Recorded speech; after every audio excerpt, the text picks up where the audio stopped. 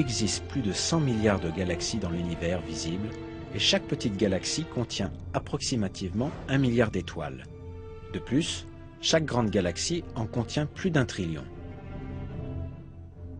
Beaucoup de ces étoiles possèdent des planètes et un grand nombre de ces planètes possèdent des satellites.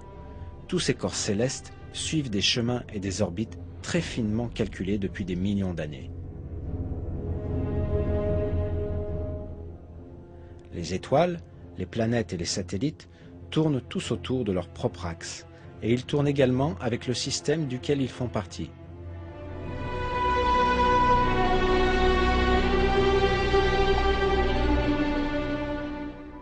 L'univers fonctionne suivant un ordre, tout comme les rouages d'une machine.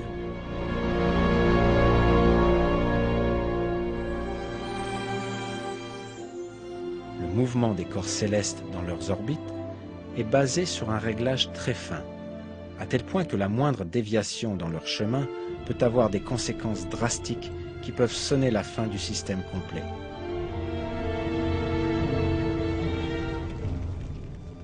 Par exemple, les conséquences d'une déviation de la course de la Terre de simplement 3 mm ont été décrites ainsi.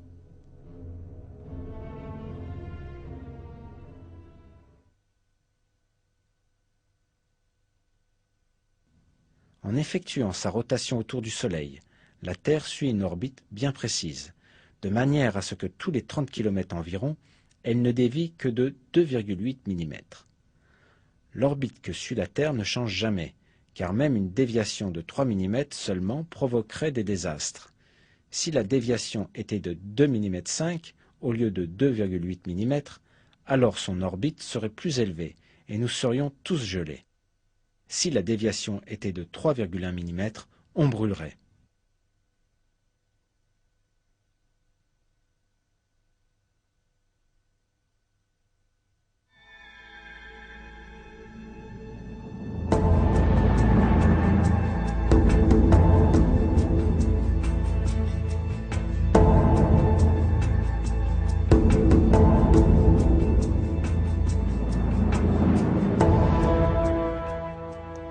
Ces faits n'ont été découverts que grâce à des recherches en astronomie au XXe siècle.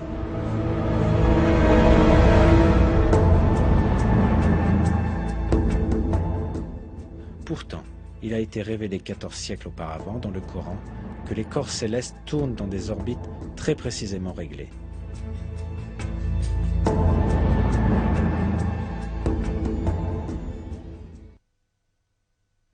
Par le ciel aux voies parfaitement tracées. Dans un autre verset, nous apprenons ce qui suit. Et c'est lui qui a créé la nuit et le jour, le soleil et la lune, chacun voguant dans une orbite.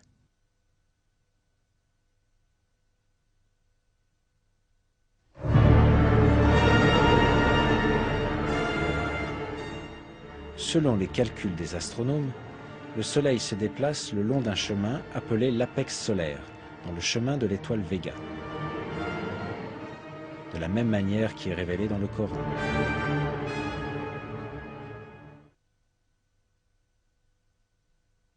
Et le Soleil court vers un gîte qui lui est assigné.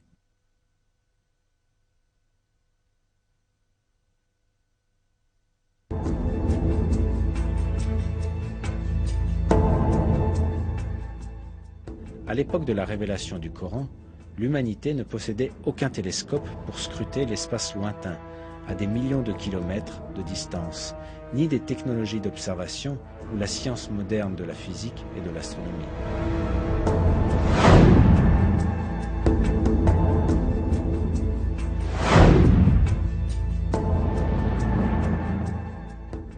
Par conséquent, il était impossible à cette époque de déterminer scientifiquement que l'espace était équipé de voies parfaitement tracées.